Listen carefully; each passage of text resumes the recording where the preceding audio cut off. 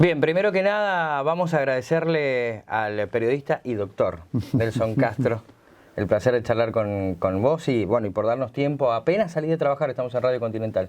Un gusto de recibirlos, así que a tus órdenes, ¿sí? Por supuesto, me encanta siempre hablar con los colegas cuando los puedo atender, ¿sí? Bien, Nelson, al igual que yo, comenzaste con el periodismo deportivo. Así es. 10 años estuviste. 10 años, inolvidables. ¿Qué te dio el periodismo deportivo que después pudiste utilizar en el interés general, en el periodismo político? Bueno, mucho. Me formó en el oficio. Yo había egresado de la escuela del Círculo de Periodistas Deportivos, así que venía con el conocimiento académico de lo que da un instituto, pero me formó en el oficio, el primer elemento. Así que eso, y además el oficio de la calle, de estar en la calle, el periodista deportivo está mucho en la calle y eso es muy formativo. Y además porque en ese momento cuando vos estás en la calle sos todo, sos el productor, sos todo. El segundo elemento me permitió, digamos, el lujo de trabajar con gente del primer nivel, desde Fioravanti, Gañete Blasco, Llorach, gente, grandes periodistas, ¿no es cierto? Digamos, o sea, aprendí, tuve gente que me enseñó, de la cual aprendí. Y el tercer elemento fueron los viajes, es decir, gracias al periodismo deportivo pude conocer toda América Latina y eso aún hoy me sirve, realmente. Así que le debo muchísimo al periodismo deportivo, que además me permitió trabajar en aquellos años con libertad absoluta. Mientras cursabas periodismo, también cursabas medicina en la Universidad de Buenos Aires. Las cursé simultáneamente las dos carreras. Impresionante. ¿Eras una especie de nerds o no? No, realmente no me tuve que privar de ningún placer de la vida, así que cumplí con mis vocaciones, así que yo lo hacía todo con enorme felicidad y no era ningún esfuerzo hacer lo que estaba haciendo para mí. ¿El caso de la carótida de Menem es un antes y un después en tu carrera periodística? Sí, efectivamente, porque ahí le dio, permitió que yo, digamos, me abocara a un tema que siempre había sido tabú en la República Argentina, el tema de la salud de los presidentes, y abrió un campo en la Argentina a partir del cual el tema de la salud del presidente dejó de ser un secreto, aún en el caso extremo de Fernández de Kirchner y de Néstor Kirchner, cuando ellos se quiso mantener en el secreto. Hablando de salud, ahora estás escribiendo un libro sobre la salud de los papas. Sí, efectivamente, de los papas, a partir de León XIII hasta el Papa Francisco. ¿Y qué hay? ¿Nos podés adelantar algo, spoilear algo? Mira, primero que era un tema también oculto, un tema que tiene un anecdotario profuso, además de un peso histórico notable, porque obviamente, salvo Benedicto XVI, todos los papas fallecieron siendo papas. Y después va a tener un hecho histórico, una entrevista al Papa Francisco hablando de su salud, la primera vez que un papa habla de su salud en toda la historia del papado. Así que estamos muy felices con ese libro que estará saliendo para noviembre, diciembre. Bueno, y que seguramente lo vamos a comprar. Cuando ganaste el Martín Fierro de Oro, sí, por uno de tus programas en TN, dijiste, el periodismo honesto es un instrumento fundamental para hacer a la sociedad más transparente y honesta. ¿Queda periodismo honesto? Sí, claro. Yo soy honesto y como yo hay muchos. La frase no es mía, es una frase que por eso se la tomé a Bob Woodward. Periodistas, claro, del caso Watergate. Periodistas honestos no tengo dudas, me considero uno también. Sí, claro. Pero periodismo honesto. Sí, por supuesto. Mientras haya periodistas honestos va a haber periodismo honesto. ¿Sí?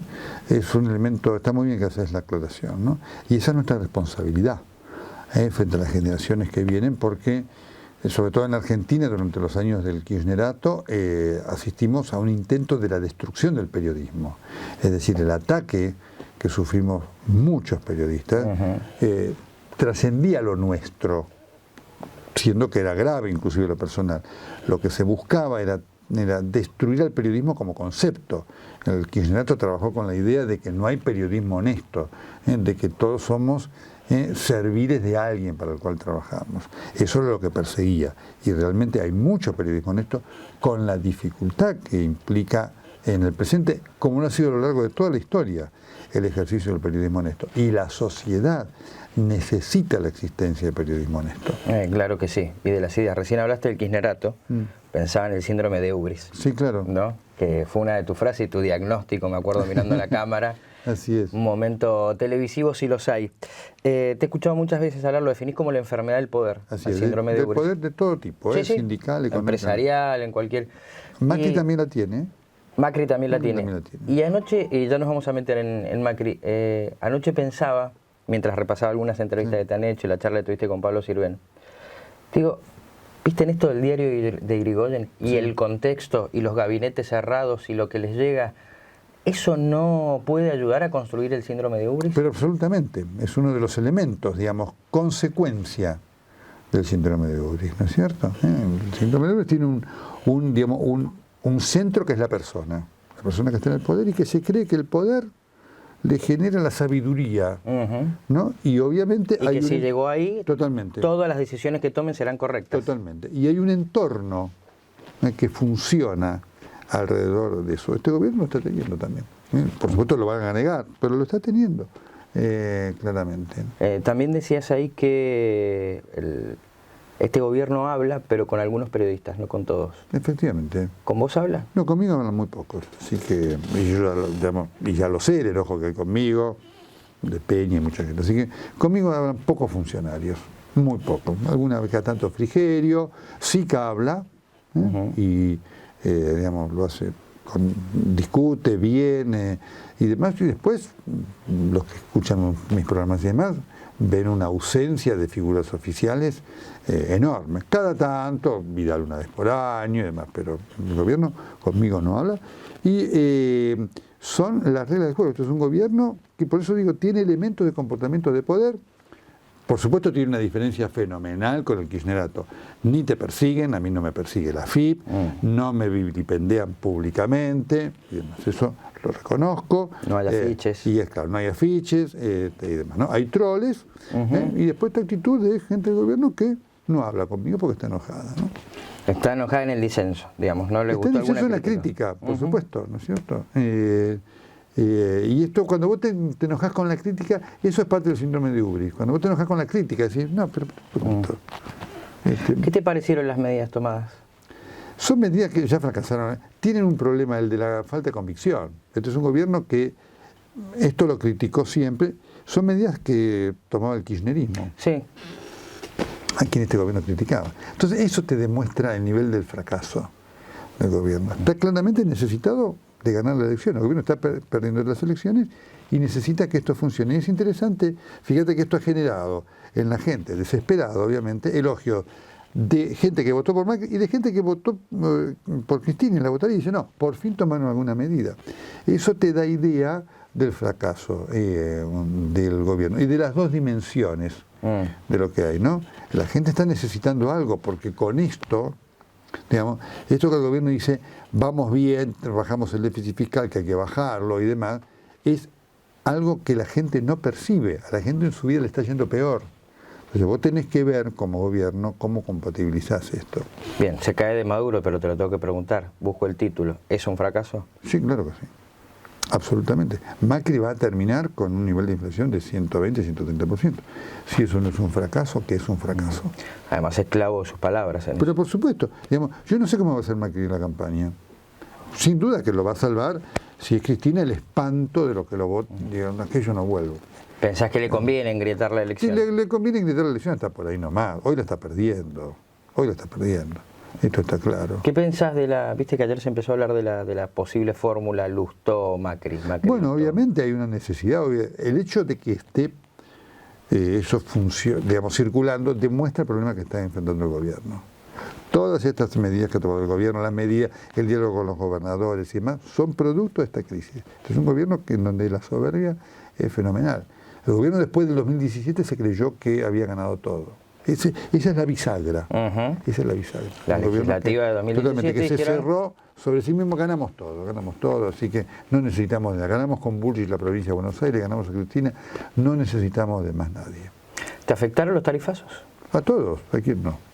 Por supuesto, afortunadamente yo los puedo pagar, pero ¿quién hoy no está afectado por esto? Y entendiendo que obviamente había que adecuar lo que había ocurrido en el kirchnerismo. Yo renuncié a los subsidios en el kirchnerismo. Sí, recuerdo. Así que lo hiciste público, además. Claro que yo tenía que pagar lo que tengo que pagar, pero efectivamente, digamos, la forma como se hizo, no por mí que lo pueda afrontar, por un montón de gente, ha sido absolutamente inconsulta, descoordinada. Vos no podés combatir la inflación aumentando tarifas en un 100 o 200%. Algo tenés que hacer distinto. Algo tenés que hacer distinto, reconociendo que por supuesto hay que actualizarla. Algo tenés que hacer distinto. Hace unos días estuviste en París, en Notre Dame, por tu programa en TN, El Corresponsal, por el cual te felicito. Muchas gracias. Bastante bueno.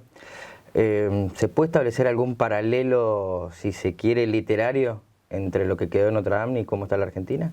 Es un paralelo imposible. Estuve haciendo lo de la catedral, estuve cubriendo los chalecos amarillos. Y ojalá tuviéramos en la Argentina la crisis que tiene Francia. Esos niveles de crisis, ¿no? Esos niveles de crisis. Son mundos absolutamente diferentes, de los cuales cada vez estamos más lejos. ¿Cuánto tiene que ver, cuánto tenemos que ver nosotros en este bueno, tipo de crisis? por supuesto que mucho. El accionar social. Pero, por supuesto que mucho. La gente, digamos, la Argentina tiene un problema con sus dirigentes, pero la gente, digamos, cuando vota, lo mismo está pasando en Francia con Macron, la gente está buscando algunas cosas diferentes. En esta crisis yo te diría que la gente es mayoritariamente víctima. Bien, te voy a cambiar completamente el enfoque de la entrevista ya para irte liberando. Te imagino un sibarita, no solamente del sabor, sé de tu gusto por la música clásica, por la buena literatura. ¿Qué te cocinaba tu mamá que recuerdes tu plato favorito cuando eras chico? Sí, por supuesto, los canelones. Así que los aprendí a hacer de ella, así que los recuerdo siempre. ¿Y cocinas? Sí, claro que cocino, sí. Me encanta. Muy bien. Me encanta cocinar. Bueno, gracias por mostrar. A vos, gracias por ustedes. Así que un saludo para toda la gente de Mendoza. Gracias por la generosidad. Chao, querido. Un placer. Un gusto. Nelson Castro charló con El Ciudadano Entrevista.